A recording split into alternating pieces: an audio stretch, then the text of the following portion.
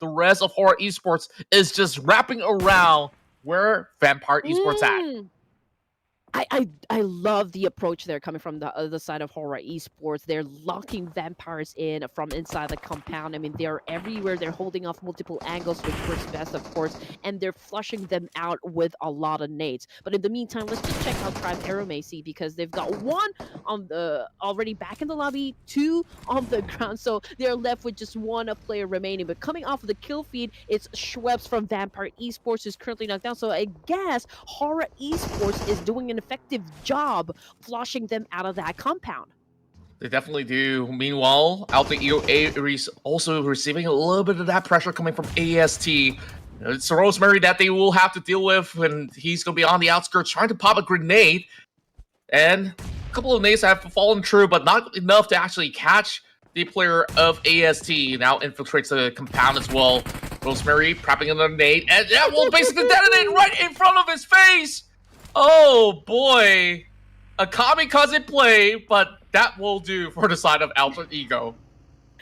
Sticky fingers. Okay, that's probably what happened. But they're still A-okay, so fret not, fans.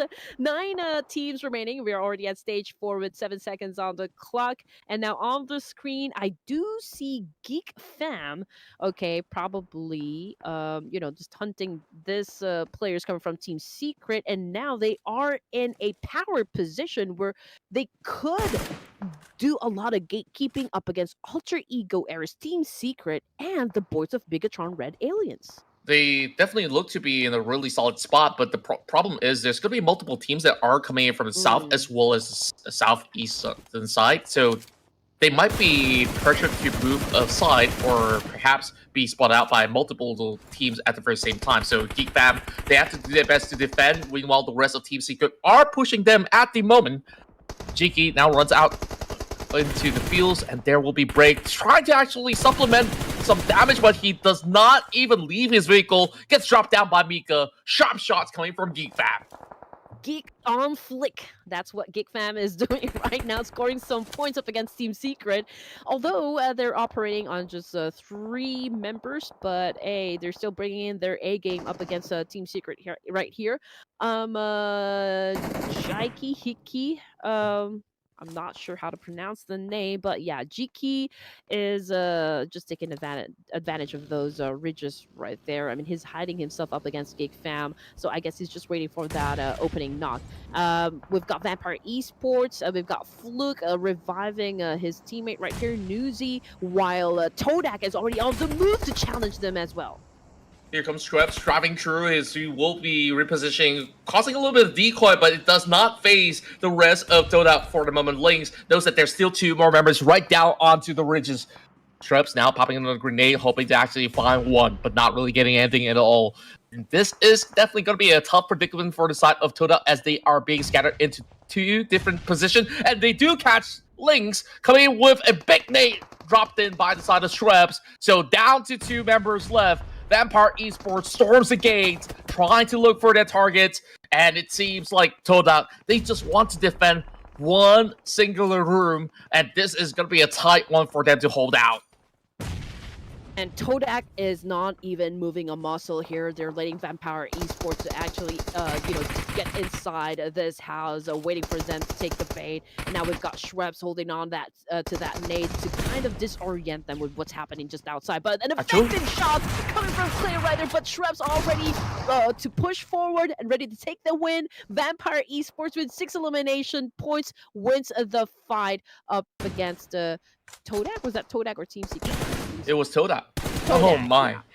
Like, that was a heavy casualty left with only 1 member. The flank coming from Leon definitely looked good for the side of Todak.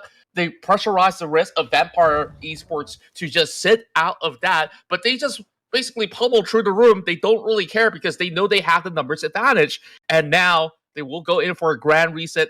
Meanwhile, we finally get a glimpse of Team Flash today playing a little bit more passive. Because they've really had a really good position. They're taking through the valley, through the highways, where they could potentially keep VPE at bay. So we'll see the shift to circle, and yes, indeed, Team Flash is still on top of it. So problem lies for NKT as well as VPE to march right in. I would say it's a little bit more straightforward for the side of NKT, but not so much for Vampire Esports. You know what? I'm not used to the fact that Team Flash is playing this game, more on the passive side. When I've seen Batman really go at it and just full aggro when it comes to getting those elimination points. But then again, I guess at this point in the competition, you just want to be flexible at at how you approach each of the battles here that is happening inside the games, and I guess getting into the right position can how to say you have a high chance of actually scoring the chicken dinner because elimination points can come later into the game, right? But you just have to get into the right Here comes position VP. to maximize those kill points. Now, Geek versus Vampire. Oh man, this is not what we expected to happen. But that was unfortunate for the side of Vampires because they took a big explosion right up in front of them. But then again, this is a good follow through coming from Tony K. But I just want to say it was a close call nonetheless. But they do need to hurry up in terms of picking up their teammate, picking up their fallen comrades, because BTR also aggressively throwing in nades to flush them out once again from inside of this compound. My, I wasn't expecting Tony K to actually clutch that moment. You saw what really happened. They were all arriving, funneled into the same direction on the outside, where Geek Fam was not even inside the compound. And by playing on the outskirts, every VP members was just trying to figure out where exactly to go. The moment they stepped out, and once they were figured out, they were all going into the same line of sight against the side of Geek Fam. And speaking of on the outskirts, look at BTR. They now find themselves within range of grenades being tossed in from the side of NKT. Advancing forward with Joker coming in from the back as well. It's only going to be Hans for Hans Jewel. So yeah, the names are getting a little bit more confusing coming from the side of BTR. So yeah, it is what it is. BTR only has one member left standing in the way. So NKT, the bigger fish to fry is actually Vampire Esports, which they have not spotted out just yet. Yeah, I feel for Hans though. I mean, he's like surrounded by a lot of sandworms. And who will be the biggest sandworm to take him out? So, I mean, he is sandwiched in between Vampire and NKT, so that is a tough way to go, not gonna lie here. Hans now about to go out. Ooh! Huge damage coming from that nade from Vampire, and he is also receiving some nade damage coming from NKT, so this is not a good spot at all for this last surviving member of Bigatron Red Aliens. And he's still trying his level best. Meanwhile, Tony K, he's basically confident to push onto the outskirts, trying to pressurize with some grenades once again in exchange. But Vampire Esports, they don't really have that much time. The circle's about to shift. In this top 5 battle, it has been pretty much a tight gridlock between NKT as well as VPE. Not that they're even fighting each other. They're just really hoping to take that one pointer, wasting a lot of resources at the same time as well. So I don't really think that is all too well worth it. But they try as they may, as they send more of these players up to eventually get Han. He does get the DBS out there, and he will suppress one member, Tony K, down on the ground, and that will eventually be picked up. BTR is already out, but here comes the rest of NKT. The other Thai team that has been waiting in the wings will try to get ourselves into action as we already have shots being fired across the field, and it will be casualties across the board for the side of Seb9 as they challenge T2K. It's really interesting because T2K usually takes Yasnar Pollyanna, and this time moving into a different alternate location. They are fighting up against one of the best teams coming from Malaysia and are basically going toe-to-toe. Seb9 still gets the trade back, and that action will continue on. Majority of the teams are around that center fold. Now Kenny is being brought down as well. Big damage being done. We'll keep you guys up to speed on what exactly went on, but here comes BTR. They're holding on to Rozak, as we are going to be having them hold out against a certain up-approaching team, but I believe that things are looking to be pretty safe for the side of BTR for now. Hey, so it only goes to show that we've already lost at least 3 teams from this match. And Biggest on Red Aliens down here in Razak is just minding their own business and just making sure that they have everything they need before they get into a fight. I'm pretty sure it's the same thing, for the other teams that are inside Erangel match. But so far, so good. I can say for the Red Agents, considering the fact that they already have 3 elimination points under their name. Now, just checking out the weapons here, their arsenal. We got hands with an M762 and a double barrel shotgun with a level 3 vest and level 2 helmet. So I guess this is a pretty strong combo. Yes, indeed. And I'm just getting more and more confused every time I look at Bigatron Red Aliens, right? Their members as well. So that is a one heck of a job right there coming from T2K, which brings us down to just 10 teams remaining. And now here comes Todak. Here comes a 9 with that nade attack, challenging up the boys of Bigatron Red Aliens. But in the meantime, he needs to pick up his comrades right here. He needs to keep BTR at bay. He may be buying some time for them to reset. They managed to do so very efficiently as well. Thomason in one of the members' hands could prove to be quite lethal later on in the course of the match, but what a great choke point that TTK has set up to be able to reap all these rewards, and TTK has got their best performance so far. 9 elimination points to kick off their run here inside of Erangel. Meanwhile, Cleon, he's got that nade. Don't overcook it, my friend, but that is going to be tossed nicely over on the bottom. Close enough, but not going to be able to knock them down just quite yet. BTR now, along with their presence of danger, Todak is just going to be around, but they won't be making any firm decisions to actually go in for the rush just yet. So everyone's just being chilling for now, while they're just hoping to see how the next shift of the circle is going to be like. But Team Flash, they got themselves in danger against ASI8. Great shots fired from the side of Nachi, finding one. But the rest of Team Flash, where exactly are they to respond? Coming from the back, but it will be stopped. And there is not going to be an efficient flank this time around. So only 2 members left for the side of Team Flash, despite them getting those early 4 points.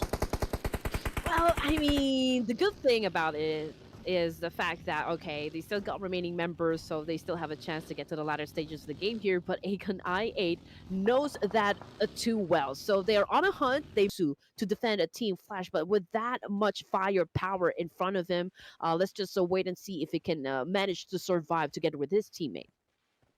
Yeah, look at the circle as well. It really depends on how the hardships happens. But Team Flash, they bow out. That was a little bit overwhelming in terms of numbers, but what a valiant effort it was. With only those 2 members, as we saw, they did manage to put up in quite the challenge. Now, depending on the circle shift, it could either favor the side of T2K or maybe the ones over on the open field. Shots now being fired from the side of BTR, looking for the target. We'll be able to knock one down from the side of RRQ. Now, I'm not too sure if they will turn back to actually pick up Fnatic, but they should do so. But the bullets are just too immense for them to even respond. So BTR will be inching closer into a 10-pointer, now settling for 9. Hey, I'm seeing one of them using a micro Uzi once again, ladies and gents. Could this be coming back on trend? That is still the big question. I am a big micro Uzi user, so I would love to have them back. But, of course, DBS remains to be the meta here, as well as S12K.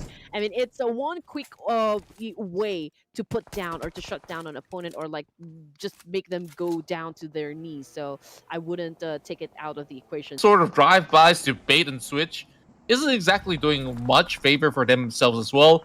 May as well just take that compound and just settle it without exposing too much. So they've been noisy neighbors with Bigatron Red Aliens for the longest of time.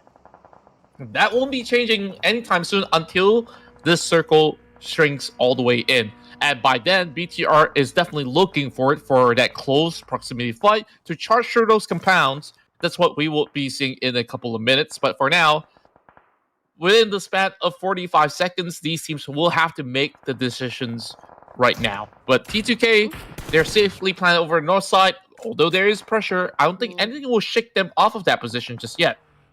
Oh, no, I don't think so. I mean, every action that is happening is coming from down south. I mean, T2K is just chilling right there, just waiting for the right opportunity to come and join it. mix here. DRS, however, just got eliminated with 3 elimination points, which brings us down to just 6 teams remaining. Now, let's just acknowledge, the heavy hitters, at least for this run. I believe one of them is T2K. We've got Bigaton Red Aliens as well, having to set up 9 elimination points, if I'm not mistaken. And now on your screen, RQ, potential fight with NKT.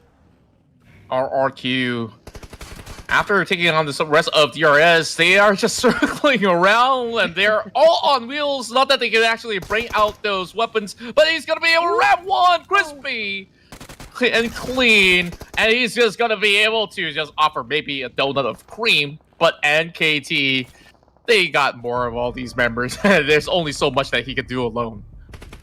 I won't go down without a fight. That's what RIQ said to NKT. I mean, they did not make it easy for Team NKT to actually score some points there.